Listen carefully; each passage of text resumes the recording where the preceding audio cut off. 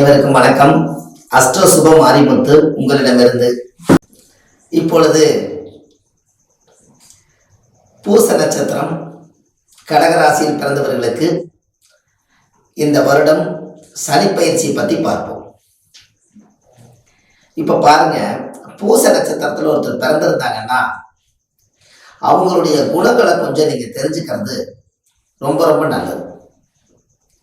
பூச நட்சத்திரத்தில் யாராவது பிறந்தா அவர் சனி திசையில தான் பிறந்திருப்பார். நீங்க உங்களுடைய ஜாதகத்தை எடுத்து நீங்க ராசி கட்டத்தை விட்டுட்டு நவம்ச கட்டத்தை கீழே போய் பார்த்தீங்கன்னா தாயுடைய கர்ப்பத்துல சென்றது போக நின்றது சனி மகா திசை 19 வருஷத்துல 5 வருஷம் 10 மாசம் 20 நாள், 3 வருஷம் 4 மாசம் 15 நாள், இப்படி ஏதாவது ஒண்ணு சனி திசையில நீங்க பிறந்திருக்கிறத அது காமிக்கும். அப்போ இந்த பூச நட்சத்திரக்காரங்க சனி திசையில் தான் பிறப்பாங்க. அது குழந்தை தன்மையா இருப்பாங்க. புதன் திசையில அறிவோட வாழுவாங்க. கேது திசையில பெரும்பாலும் பார்த்தீங்கன்னா கேது திசையிலும் சுக்கர திசையில தான் அவங்களுடைய திருமண வாழ்க்கையை ஆரம்பிக்கும். நீங்க உங்க ஜாதகத்தை எடுத்துட்டு போய் பாருங்க. சனி திசை 19 வருஷம், புதன் திசை 17 வருஷம். அப்போ புதன் திசையும் கேது திசை இது எல்லாம் பார்த்தீங்கன்னா இவங்களுடைய வாழ்க்கையை ஆரம்பிக்கிற வாழ்க்கையா இருக்கும். அந்த காலத்துல தான் இவங்க பூச நட்சத்திரக்காரர் வாழ்வாங்க. அப்ப என்ன அப்படின்னு கேட்டீங்கன்னா அவங்களுடைய நல்ல உள்ளம் என்ன அப்படின்னா யாருக்குமே எந்த தீங்கு செய்ய மாட்டாங்க. ஏன் அப்படி? சனியுடைய நட்சத்திரத்துல பிறந்தால் சனி என்பது நீதிமான். அப்ப நீதிமானா இருக்கிறவங்க அவங்களுக்கு பிடிச்ச மாதிரி நீதியா வாழ்வாங்க. சனி சிக்கனமா பிழைக்கும். சிக்கனம்ல என்ன? யாருக்கும் தேவையில்லாம காசு கொடுக்க மாட்டாங்க. உழைப்பு இருந்தால் ஊதியம் உண்டு. உழைப்பு இல்லைன்னா அவங்ககிட்ட இருந்து நீங்க காசு வாங்க முடியாது. முதல் பிரச்சனை. முதல்ல அவங்க என்ன பண்ணுவாங்கன்னா, சனினா பழசு. முதல்ல இந்த பழசா இருக்கக்கூடிய பொருள் எல்லாமே அவங்க ரொம்ப பாதுகாப்பு பண்ணி வச்சு காலத்துக்கும் நினைவாற்றலோட வாழக்கூடிய நட்சத்திரம் பூசம். இந்த பூச நட்சத்திரக்காரங்க பார்த்தீங்கன்னா உடம்ப நல்லா பரிசுத்தமா வச்சிருப்பாங்க. நல்லா உடற்பயிற்சி, உடம்புடைய தேகத்தை நல்லா ஒரு கரெக்டான வழியில் வச்சுக்கிறது, ரோமங்கள் அதிகமா இல்லாம டெய்லி அவங்க ஒரு சிறப்பா வச்சுக்கிறது, இந்த இதெல்லாமே அவங்களுடைய குணம்தான். எக்ஸசைஸ் பண்றதும், காலையில் எழுந்திரிச்சா அவங்க வாக்கிங் போறதும், அவங்களுடைய மனசுல ஸ்ட்ரெயிட் ஃபார்வேர்டா எதுவா இருந்தாலும் ஒரு வட்டத்தை போட்டு நான் இப்படித்தான் ரூல், இப்படித்தான் நான் இருப்பேன், என்னை யாரும் மாத்திக்க வேண்டாம், நானும் மாற மாட்டேன், என்னை மாத்த சொல்லாதீங்கன்னு ஒரே ஸ்ட்ரெயிட்டா போகக்கூடிய ஒரே நட்சத்திரம் பூச நட்சத்திரம். இந்த பூச நட்சத்திரக்காரங்க பாத்தீங்கன்னா வீட்டுல லீவு போட்டாங்கன்னா சும்மா இருக்கும்போது ஏதாவது ஒரு நல்ல விஷயங்கள் வீட்டுல என்னென்னலாம் வீட்டுக்கு தேவையானதோ அதை எல்லாமே எடுத்து சரிப்படுத்தி அதை ஒழுங்குபடுத்தி சரியான பாதையில கொண்டு போகக்கூடிய நட்சத்திரம் பூச நட்சத்திரம். இந்த பூச நட்சத்திரத்துல கடகராசியில பிறந்திருக்கிறதுனால கடகம் என்பது நண்டு. உங்களுக்கு ஒண்ணு தெரியுமா? இந்த சனிப்பயிற்சினால ஒரு நல்ல விஷயத்தை உங்களுக்கு சொல்றேன். கடகம் என்பது நண்டு. அந்த நண்டு அது கன்சீவ் ஆகி குஞ்சு பொறிக்கிற நேரத்தை யாராவது பார்த்துருக்காங்களா? கொஞ்சம் யோசிக்க வேண்டிய விஷயம்தான். அப்போ ஒரு தாயுடைய கருவறையில இருந்து ஒரு குழந்தை பிறக்கிற டெலிவரி இந்த உலகத்துக்கு தெரியுது. ஒரு கடகம் என்பது நண்டு. அந்த கடகராசியில பிறந்திருக்கிறவங்களுடைய என்னவா இருக்கும் அப்படின்னா, நண்டு தன்னுடைய தாய் அதுக்குள்ள 4-5 நண்டுக வயிற்றுக்குள்ள இருக்கும். அது கன்சீவ் ஆகி அந்த குழந்தை பிறக்கும் போது நண்டு வெளியில வரும்போது வயிறு வெடிச்சு தாய் இறந்து இந்த குஞ்சுகள் எல்லாம் போய் பொழைச்சிக்கும். இதுதான் கடகத்தோட மகிமை. கடகராசிக்காரருடைய வீட்டுல குழந்தைகள்லாம் பிறந்துருச்சுன்னா அந்த தாய்க்கு அவ்வளவு மதிப்பு மரியாதை, அவ்வளவு பவர் இருக்காது. ஏன்னா குஞ்சுகளுக்கு தான் அது பவர். ஏன்னா அது மடிஞ்சு போனதுக்கு சமம். அந்த தாய்க்கு அந்த பவரை மறுபடியும் திரும்ப பெற முடியாது. அந்த தாய் மறுபடியும் இந்த உலகத்துல வாழ்றது ரொம்ப அழுத கண்ணீரோட வாழும். இதான் தாயுடைய ராசி கடகராசி. ஆனா பாசம் இருக்கும். கடகராசிக்காரர் தாய் மேல பாசம் இருப்பாங்க, வெளியில காமிக்க மாட்டாங்க. நம்ம பெத்த தாய் பார்த்தா என்னை மதிக்காம போறா இப்படின்னு ஏதாவது ஒண்ணு இவங்க பேசிக்கிட்டு இருப்பாங்க. ஆனா மனசுக்குள்ள தாயுடைய பாசம், தாயுடைய வீட்டுல 4ஆம் இடம் என்பது காலச்சக்கரத்துக்கு 4ஆம் இடத்துல கடக ராசியிலேயே சந்திரன் பிறந்து அந்த வீட்டிலேயே ராசியில வாழ்ந்திருக்கும் போது தன்னுடைய தாயை பாசம் இல்லாம இருப்பாங்களா? இருக்கும். அவங்க கிட்ட நெருங்கி போய் பழக மாட்டாங்க, அவ்வளவுதான்.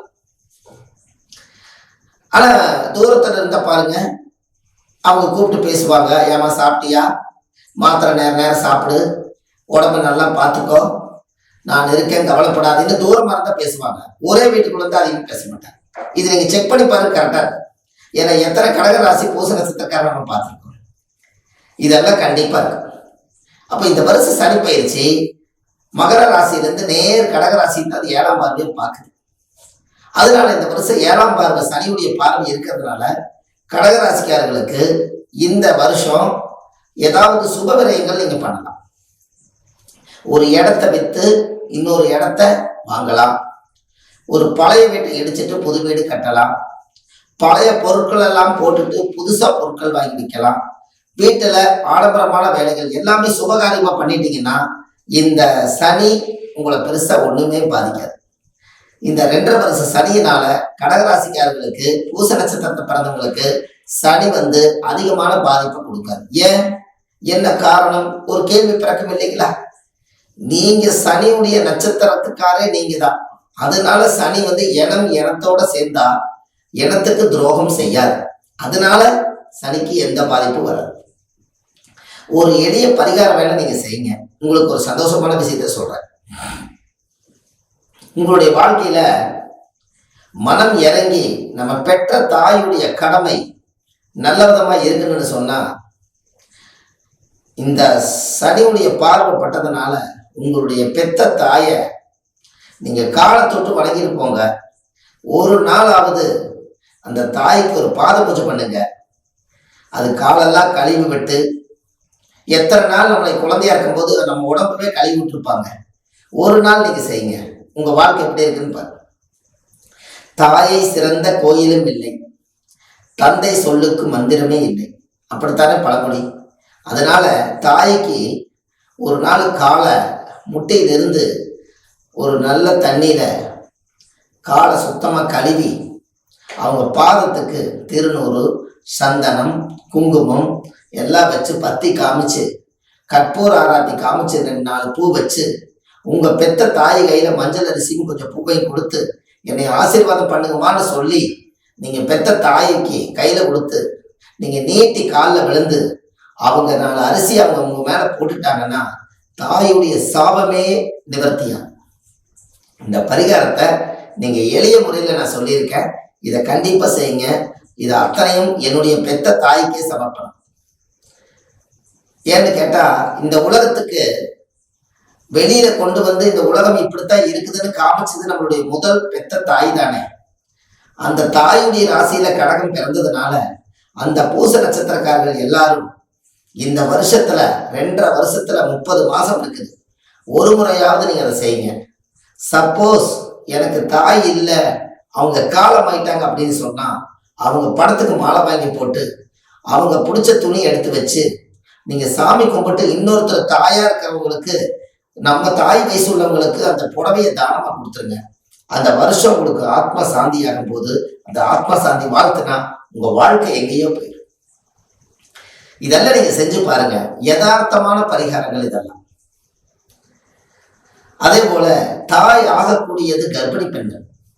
அதனால கர்ப்பிணி பெண்களுக்கு தயிர் சாதம் வாங்கி தானம் பண்ணிடுவாங்க. ஒரு 3 பேர்த்துக்கோ, ஒரு 5 பேர்த்துக்கோ, ஒரு 7 பேர்த்துக்கோ, 10 பேர்த்துக்கோ தானம் பண்ணுங்க. இத்தனை கர்ப்பிணி பெண்ணை நான் எங்க போய் தேடிட்டுங்கன்னு நீங்க கேள்வி ஒன்று கேட்கலாம். அதுக்கு ஜிஹெச்சி ஆஸ்பத்திரி, பெரிய ஆஸ்பத்திரி போனீங்கன்னா இந்த பிரசவ வார்டு கட்ட குழந்தை பிறக்கிறதுக்காக நடமாடிட்டே இருப்பாங்க. அது அனுமதி இலவசம் தானே. நீங்க அங்க போய் தயிர் சாதம் வீட்டுல செஞ்சு கொண்டு போய் அந்த கர்ப்பிணி பெண்களுக்கு நீங்க கொடுத்தீங்கன்னா அந்த ஒரே உடம்புக்குள்ள 2 உயிர் இருக்குது. அந்த சாப்பாடு நீங்க உணவா கொடுத்தீங்கன்னா அந்த கொடுத்த அந்த மனுஷியும் சாப்பிட்டு வயிற்றிருக்கிற குழந்தையும் சாப்பிட்டு அது இந்த உலகத்துக்கு வெளியில என்னைக்காவது ஒரு நாள் உங்களுக்கு ஒரு உதவி தேடி கொடுக்கும். கண்டிப்பா இந்த தானம் செய்யுங்க. உங்க வாழ்க்கை ரொம்ப சுபிச்சு பாருங்க. இதெல்லாம் வந்து நீங்க வந்து அஸ்ட்ரோ மாரிமுத்துன்னு யூடியூப் சேனல்ல போனீங்கன்னா நிறைய எளிய பரிகாரங்களை நிறைய நான் சொல்லியிருக்கேன். இதெல்லாம் நீங்க செஞ்சுட்டு வாங்க. அதே போல கடக ராசியில பிறந்தவங்க தண்ணீர் தானம் பண்ணுனா அவங்களுக்கு எந்த காலத்துக்கும் கண்ணீர் கண்ணில் வராது என்று பொருள். தண்ணீர் தானம் பண்ணினால் கண்ணீர் என்னைக்கும் நம்ம கண்ணுல கண் கலங்காது. இதை கட்டாயமா தண்ணிக்கு மட்டும் காசு வாங்காதீங்க. கடகராசிக்கார் மட்டும் இந்த உலகத்துல சந்திரனை நீர் ராசிலேயே பிறந்து போட்டு நீரை காசுக்கு விற்க கூடாது.